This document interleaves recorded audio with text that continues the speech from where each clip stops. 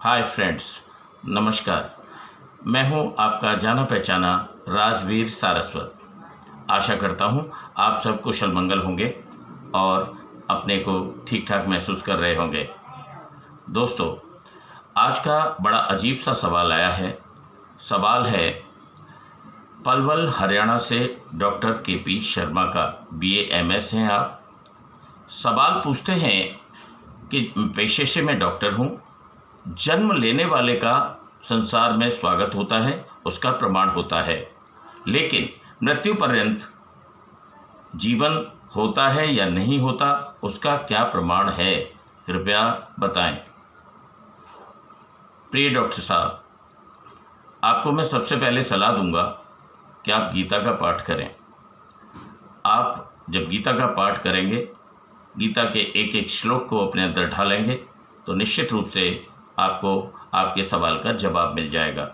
लेकिन मैं कोशिश करूंगा, चूँकि आपने सवाल किया है, कि आपके सवाल का जवाब दे सकूं।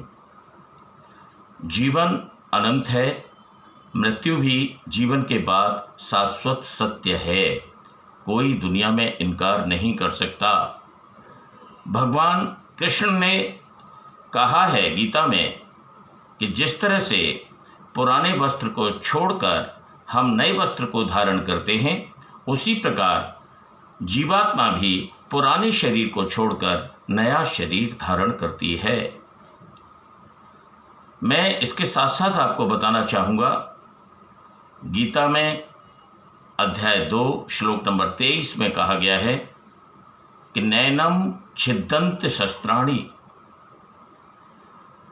नैनम छिद्दन्त शस्त्राणि नैनम दहत पावकः। यानी इस आत्मा को न कोई शस्त्र भेद सकता है, न इसको अग्नि जला सकती है, न चैनम क्लेदयन तापो, इसको जल भी नहीं गला सकता।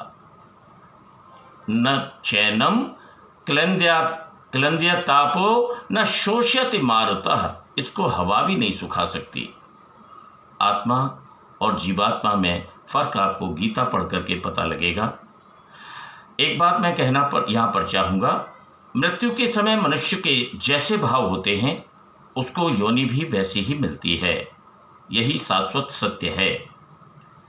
मैं आपको एक कथा सुनाना चाह रहा हूँ, एक छोटी सी कहानी।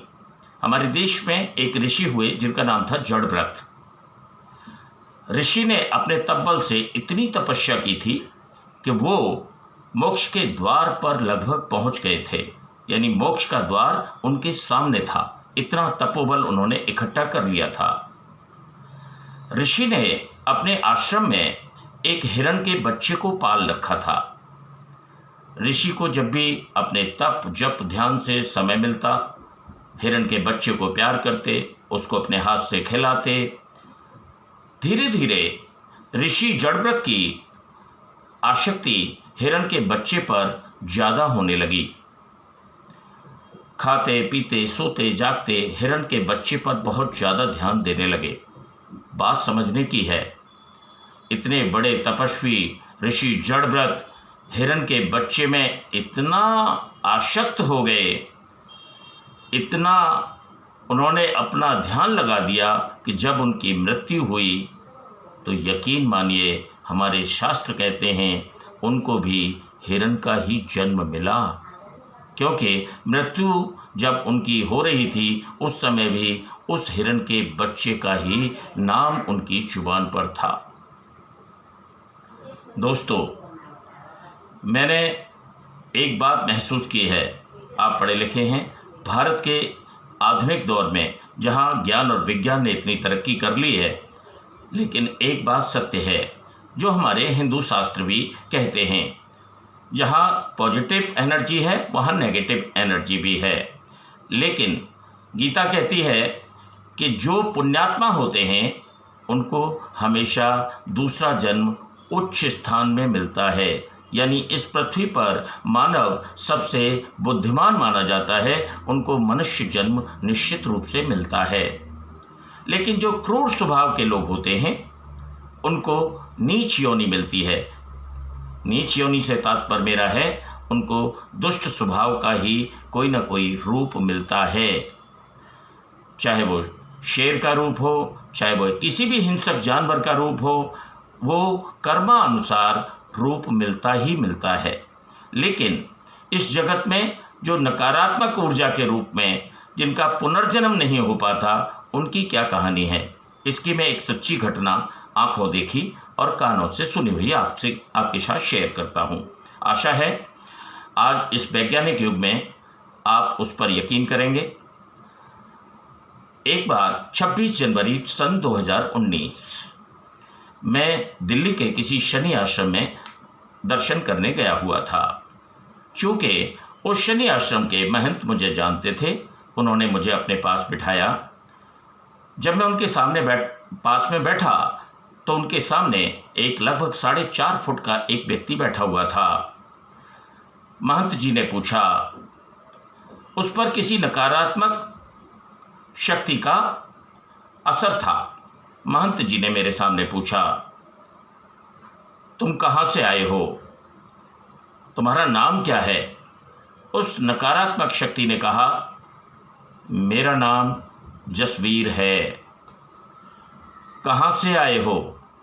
नकारात्मक शक्ति का जवाब था, जिला गाजियाबाद में गुलावटी का एक शमशान घाट है, गुलावटी कस्बे का, मैं वहाँ का 21 शमशानों का इंचार्ज हूँ।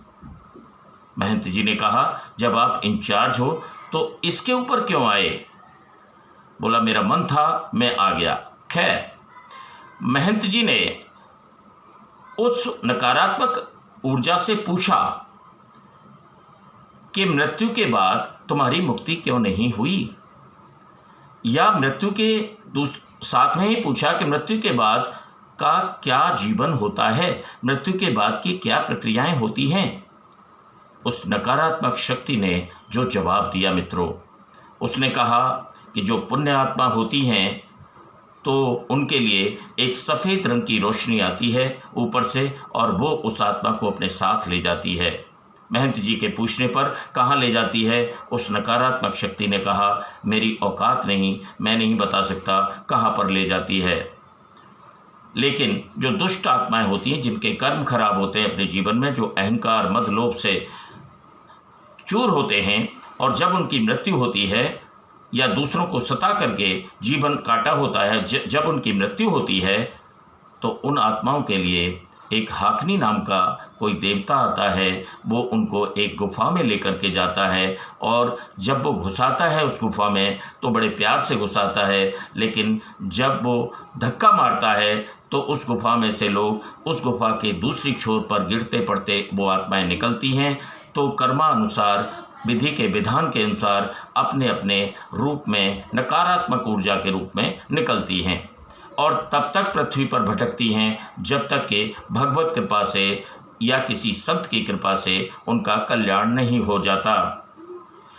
जब इस बात को मैं वहाँ से सुन के आया, मुझे यकीन नहीं हुआ। मैंने देश के कुछ चुनिंदा लोगों से इसकी पुष्टि की। वो उन सिद्ध पुरुषों ने जो कहा वो चौंकाने वाला था। बोले, आपको ये बात कैसे पता लगी? मैंने कहा, महात्मन, मैंने किसी नकारात्मक शक्ति से बात सुनी थी, मैं सिर्फ ये जानना चाहता हूँ क्या ये सत्य है? उन्होंने कहा, पूर्णतः सत्य है। प्रिय मित्रों, जीवन और मृत्यु भी शाश्वत है, निश्चित रूप से आनी है। जीवन आनंदित करने वाला है। परमात्मा ने हमें इस जीवन में हमेशा खुशियां ही खुशियां देने की कोशिश की है। हम अपने कर्म सुधारें, अपने पुण्य को सुधारें, और आने वाले भविष्य को सुखदायी बनाएं, यही हमारी कामना होनी चाहिए। मेरी शुभकामनाएं हैं आपके अनंत जीवन के लिए। आपकी झोली में ईश्वर कृपा रखे। एक बात मैं कहना चाहूँगा, हम किसी का भला न कर सकें तो किसी के बुरे के लिए भी नहीं सोचें। डॉक्टर साहब, मैं समझता हूँ गीता पढ़ने लगेंगे, उसमें आपकी हर बात का जवाब होगा। अंत में 4 लाइनें मैं आपके सामने कहना चाहूँगा, जिसका आपको बहुत इंतज़ार रहता है, कि हर झूठी बात को अनसुना कर सकता हूँ, हर झूठी बात को अनसुना कर सकता हूँ, हर ठंडी रात को गुनगुना कर सकता हूँ। यूं तो मैं सिर्फ एक शून्य हूँ, मगर हर इकाई को 10 गुना कर सकता हूँ। बहुत बहुत धन्यवाद। Thank you so much.